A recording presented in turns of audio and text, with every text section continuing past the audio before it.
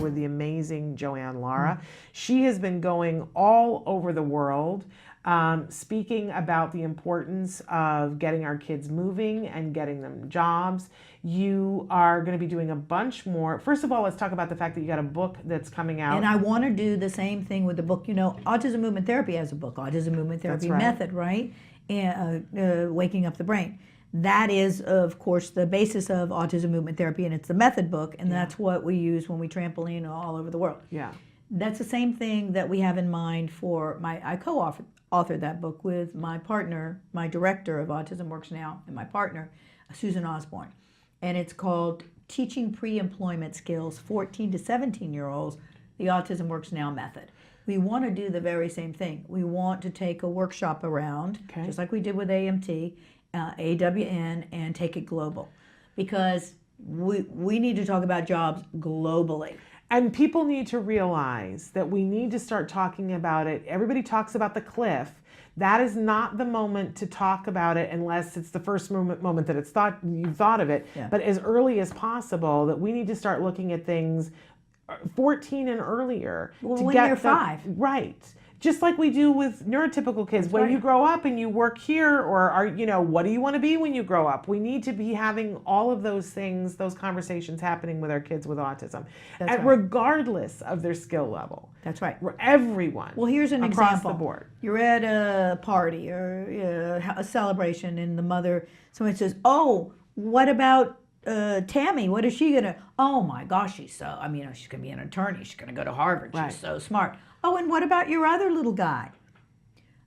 Oh, he likes Thomas the Train. Right. What about, now he's waiting. He can't wait to hear what his mom's going to say about him. Yeah. And that's what he gets. Yeah. Disappointed again. No expectations from me about anything. How about, oh, he loves trains. He may work at the train station someday. Right. Oh, that's me. I'm going to have a job.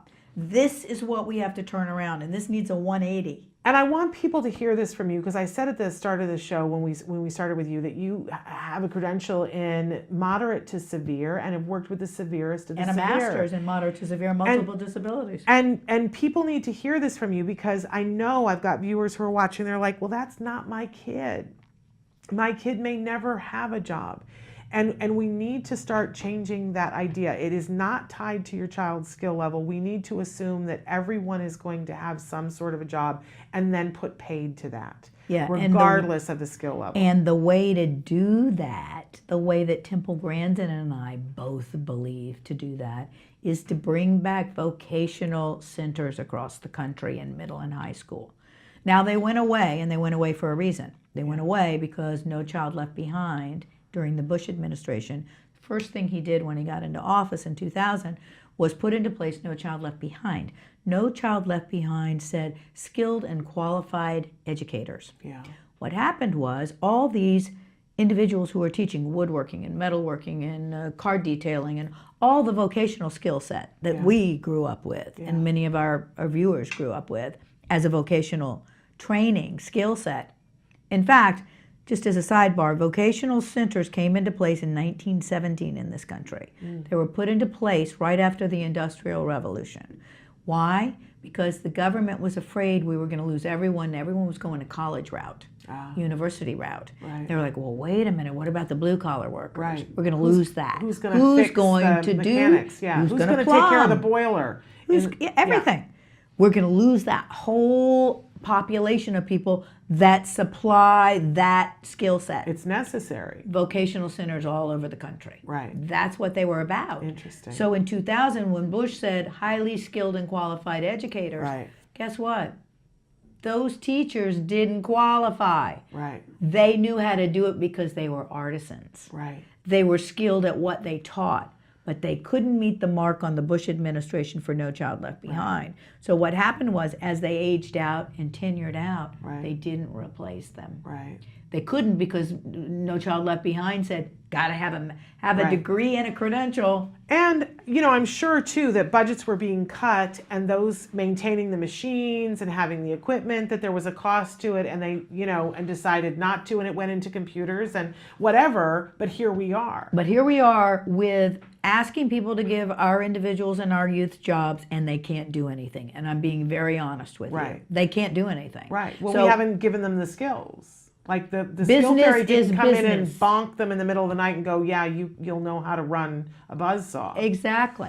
And the point is that business is a business. This is a capitalist-driven economy. Yeah. So they're all like, oh, well, that sounds nice, but isn't that charity? No. Well, if you give somebody a job and they can't really do it, then it is charity. Because what happens is, and I've seen this happen over and over again, someone gets employed. They're supposed to be doing office, like Xeroxing and, let's say, office detail work, right? Yeah. And pretty soon, because they require someone to help them do it, and there's no coach around, the employer says, oh, well, that's taking a lot of time from everyone else, because the person's going, oh, can you help me with the, excuse me, but I need help with the, and they're like, wow, huh? Yeah. Let's have her clean the restrooms. Oh, man. Yeah, I think that's the reality, yeah. And then what happens is, I don't want to go to work there anymore. Right. I'm cleaning toilets. Right. Not that that's a bad thing, but that's not the job description, and that's not what you got hired for. Right. This is happening over and over and over again. Okay. And it's because she doesn't know how. Everyone thinks, oh, well, at least she'll know how to do a Xerox machine and make copies and put staples in, and, all the things that, a big Xerox machine is complicated. Oh, please, I can't figure out the one that's on the other side of that wall. It's a computer. So you have to have a skill set for that. Right. But the HR person hired them thinking, well, surely they can do this. Right. But they can't. Right. Because they didn't get trained on how to do that. Right. And we have splintered skill sets with autism. Right.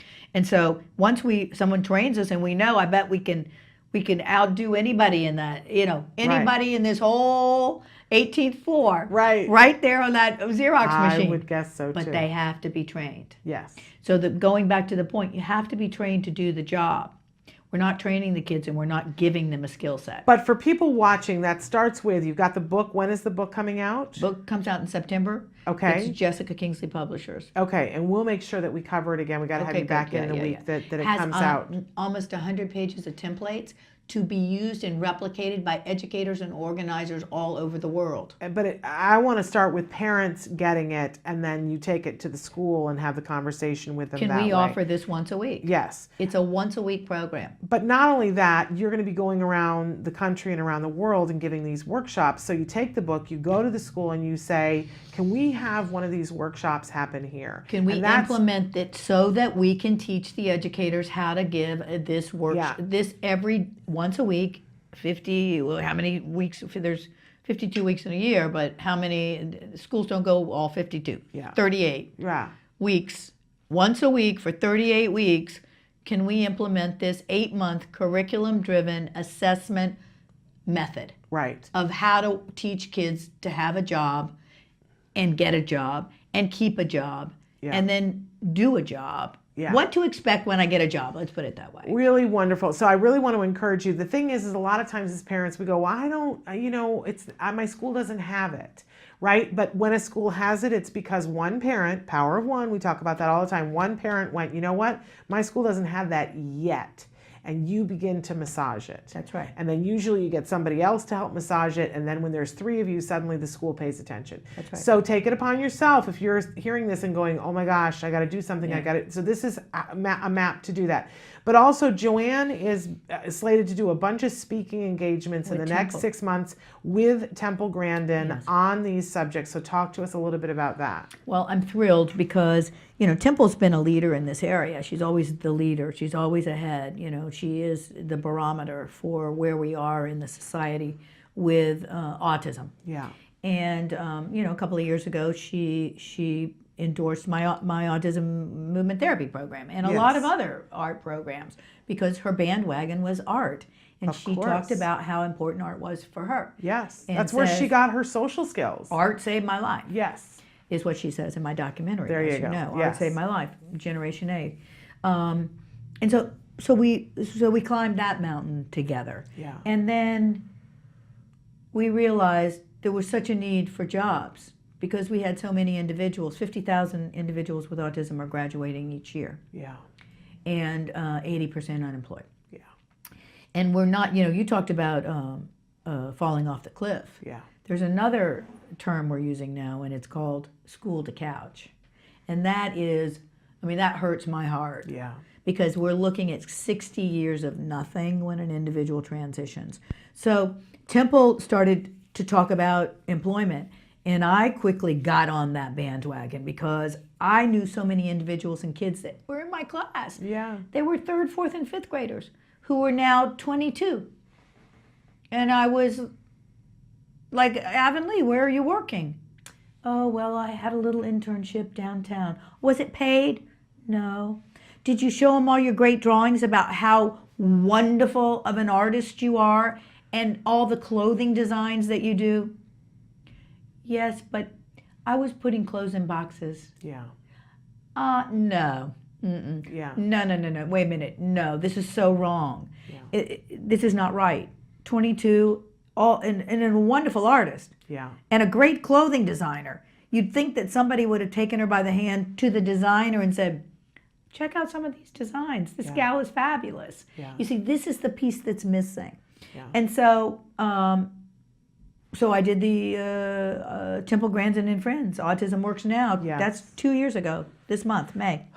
Seems like yesterday. And we started that ball rolling. Yeah. And now Temple, I'll be on Temple's speaking circuit June 22nd.